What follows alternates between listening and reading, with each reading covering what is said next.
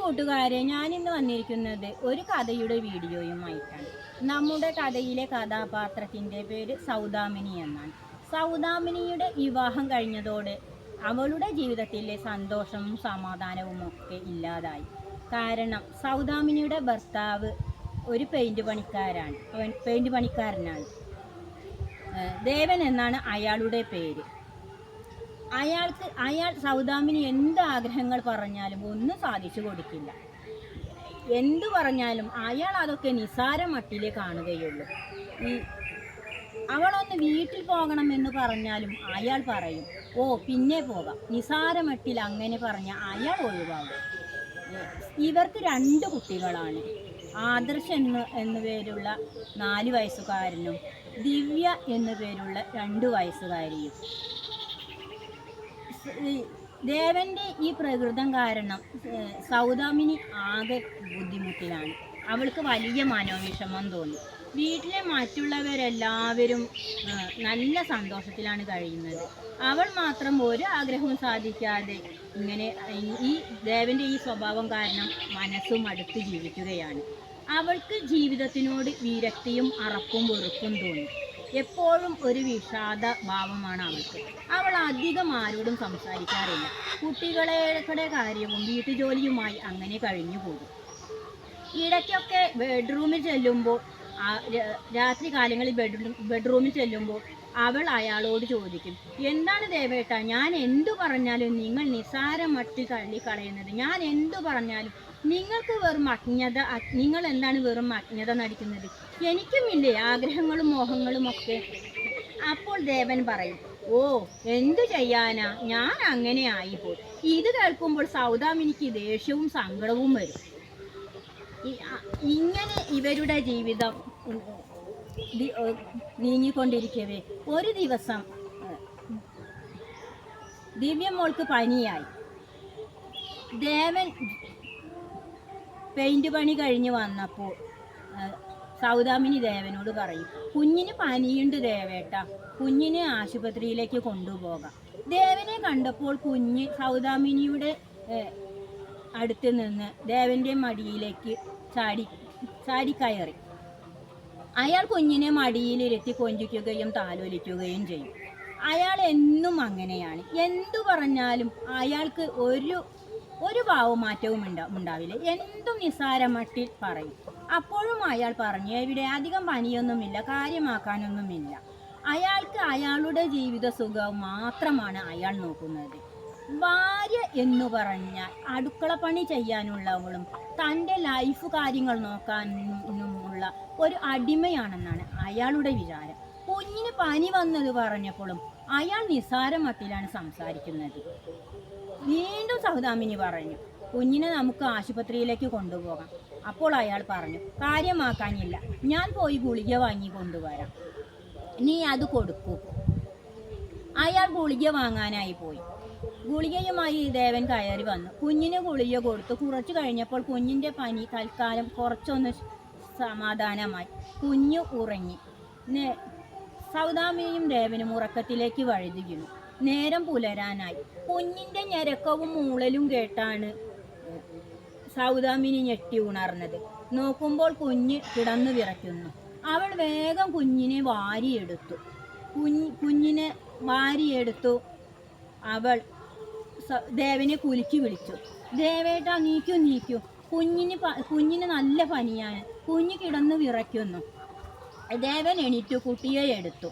നല്ല ചൂടുണ്ട്, നീ ഒരു കാര്യം ചെയ്യൂ, ഒരു ടർക്കി ടവൽ എടുത്തു കുഞ്ഞിനെ നന്നായി പുതപ്പിക്കൂ. അവൾ ഒരു ടർക്കി ടവലെടുത്ത് കുഞ്ഞിനെ നന്നായി പുതപ്പിച്ചു.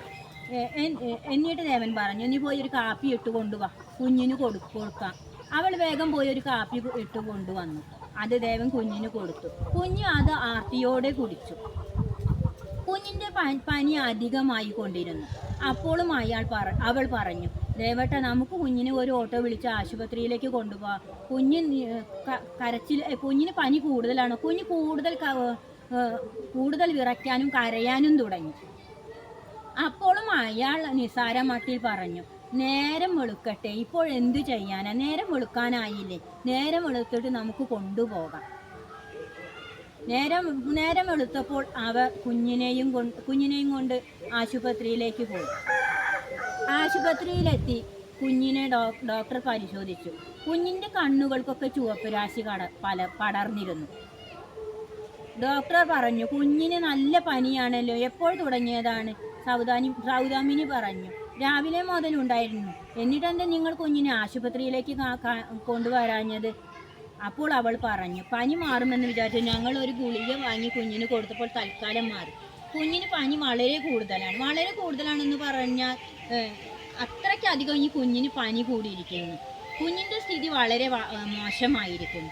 ഇത് കേട്ടപ്പോൾ ദേവനും സൗദാമിനിക്കും വലിയ വിഷമം തോന്നി. എന്തു ചെയ്യാനാണ് ഇനി? കുഞ്ഞിനെ ആദ്യം കൊണ്ടുവന്നാൽ മതിയായിരുന്നു, ദേവ മനസ്സിൽ വിചാരിച്ചു. കുഞ്ഞിനെ എന്ത് മരുന്ന് ചെയ്തിട്ടും കുഞ്ഞിന് പനി മാറിയില്ല. കുഞ്ഞിനെ അവർ ഡോക്ടർ ICUവിലേക്ക് മാറ്റി. എത്ര ശ്രമിച്ചിട്ടും കുഞ്ഞിൻ്റെ പനി മാറിയില്ല എന്ന് മാത്രമല്ല, കുഞ്ഞിൻ്റെ ജീവൻ നഷ്ടപ്പെടുകയും ചെയ്തു. ഡോക്ടർ ICUവിൻ്റെ മുന്നിൽ ദേവനും സൗദാമിനിയും ഓട്ടോ ഡ്രൈവറും കാത്തു നിൽക്കുക തന്നെയായിരുന്നു. ഡോക്ടർ പുറത്തേക്ക് ICUവിൻ്റെ വാതിൽ തുറന്ന് വന്നു. എന്നിട്ട് ദേവനോട് പറഞ്ഞു, ഞങ്ങൾ കഴിയുന്നതും പരിശ്രമിച്ചു, പക്ഷെ കുഞ്ഞിനെ രക്ഷിക്കാനായില്ല. കുഞ്ഞിൻ്റെ ഡെഡ് ബോഡി നിങ്ങൾ കൊണ്ടുപോയിപ്പോൾ. ഇത് കേട്ടതും സൗദാമിനി ബോധരഹിതയായി നിലം പതിച്ചു. ദേവന് എന്താണ് ചെയ്യേണ്ടത് എന്നറിയാതായി. അയാളുടെ ധൈര്യം എല്ലാം ചോർന്നു പോയിരുന്നു. ഓട്ടോ ഡ്രൈവറെ പറഞ്ഞാക്കാതിരുന്നത് നന്നായി എന്ന് ദേവന് തോന്നി. ഓട്ടോ ഡ്രൈവർ ആംബുലൻസിൽ സൗദാമിനിയെയും കുഞ്ഞിനെയും ദേവനെയും ആംബുലൻസിലാക്കി വീട്ടിലേക്ക് പോയി. വീട്ടിലെത്തിയപ്പോഴേക്കും സൗദാമിനിക്ക് ബോധം വീണിരുന്നു. അവൾ ഉറക്കെ നിലവിളിച്ചു. കുഞ്ഞിൻ്റെ അരികിലേക്ക് വന്നു കുഞ്ഞിനെ പിടിച്ചു കരയാൻ തുടങ്ങി. ഇത് കണ്ട് അവിടുത്തെ കുറച്ച് സ്ത്രീകൾ അവളെ പിടിച്ചു മാറ്റി. എന്തു ചെയ്തും അവൾക്ക് സഹിക്കാനാവുന്നില്ല. അവൾ ഉറക്കെ നിലവിളിച്ചു, ഞാൻ അപ്പോഴേ പറഞ്ഞതാണ് കുഞ്ഞിനെ കൊണ്ടുപോകാമെന്ന്. അപ്പോൾ കുഞ്ഞിനെ കൊണ്ടുപോയിരുന്നെങ്കിൽ എനിക്ക് എൻ്റെ കുഞ്ഞ് നഷ്ടപ്പെടില്ലായിരുന്നു. അവൾ ഉറക്കെ നിലവിളിച്ചു, നെഞ്ചത്തടിച്ച് നിലവിളിച്ച് കരയാൻ തുടങ്ങി. ദേവന് അതിനേക്കാൾ ഏറെ സങ്കടമായി. കാരണം അയാളുടെ അശ്രദ്ധ മൂലമാണ് ആ കുഞ്ഞിൻ്റെ ജീവൻ പോയത്. അയാൾ ഒരു കൊച്ചു കുഞ്ഞിനെ പോലെ വിതുമ്പി കരഞ്ഞു. എന്തു ചെയ്യാൻ? ഇനി ഒന്നും പറഞ്ഞിട്ട് കാര്യമില്ലല്ലോ. താൻ എല്ലാ കാര്യത്തിനും തൻ്റെ ഈ അജ്ഞതയും നിസാരമായിട്ടുള്ള കണക്കാക്കലുമാണ് കുഞ്ഞിൻ്റെ ജീവൻ അപഹരിച്ചത്. താൻ ഒന്ന് കാര്യമാക്കി എടുത്തിരുന്നെങ്കിൽ, കുഞ്ഞിനെ പനി വന്നപ്പോൾ ആശുപത്രിയിലേക്ക് കൊണ്ടുപോയിരുന്നെങ്കിൽ തനിക്ക് തൻ്റെ കുഞ്ഞ് നഷ്ടമാകില്ലായിരുന്നു. അയാൾ ഒരു കൊച്ചു കുഞ്ഞിനെ പോലെ പൊട്ടിക്കരഞ്ഞു. കുഞ്ഞിൻ്റെ ജഡം സംസ്കരിക്കാൻ എടുക്കാനായപ്പോൾ അയാൾക്ക് സങ്കടം സഹിക്കവയ്യാതായി. അയാൾ കുഞ്ഞിനെ വാരിയെടുത്തു. എന്നിട്ട് പൊട്ടിക്കരയുകയാണ്. കുഞ്ഞിനെ വിട്ടുകൊടുക്കാൻ അയാൾ തയ്യാറായില്ല. ആളുകൾ ബലമായി അയാളുടെ കയ്യിൽ നിന്നും കുഞ്ഞിൻ്റെ ജഡം പിടിച്ചു കുഞ്ഞിനെ സംസ്കരിച്ചു. ദിവസങ്ങൾ പിന്നെയും കഴിഞ്ഞുകൂടി. ആദർശ് ദിവ്യമോളെ ഇടയ്ക്കൊക്കെ ചോദിക്കുന്നുണ്ടായിരുന്നു. സൗദാമിനിക്ക് അവനോട് പറയാൻ വാക്കുകളില്ലായിരുന്നു. അവൾ വിഷമമെല്ലാം സഹിച്ച് ഒരു പേക്കോലമായി തീർന്നിരിക്കുന്നു. ദേവനാണെങ്കിൽ സദാസമയം ആലോചനയിലാണ്. കുഞ്ഞ് നഷ്ടമായതിന് ശേഷം അയാൾക്ക് ഒന്നിനും ഒരു താല്പര്യമില്ല. നേരെ ചൊവ്വിനെ ഭക്ഷണം കഴിക്കുന്നില്ല, പണിക്ക് പോകുന്നില്ല. അയാൾ ആകെ വിഷണ്ണനായി. അയാൾക്ക് ദിവ്യമോൾ തൻ്റെ അടുത്തേക്ക് ഓടി വരുന്നത് പോലെ തോന്നി. അവൾ തൻ്റെ കുഞ്ഞു കൈകൾ കൊണ്ട് തൻ്റെ കവിളിലൂടെയും നെഞ്ചിലൂടെയും വിരലുകൾ ഓടിച്ച് കളിക്കുന്നത് പോലെ തോന്നി. അവളുടെ മുഖം അയാളുടെ മനസ്സിൽ നിന്നും മായുന്നേയില്ല. അയാൾക്ക് ആകെ വിഷമമായി. അയാൾ ഒരു ഭ്രാന്തനെ പോലെ ആയി. അയാളുടെ സ്വസ്ഥതയും സമാധാനവും ഒക്കെ നഷ്ടമായി. എപ്പോഴും കുഞ്ഞിൻ്റെ മുഖം തന്നെ അയാളുടെ മനസ്സിൽ.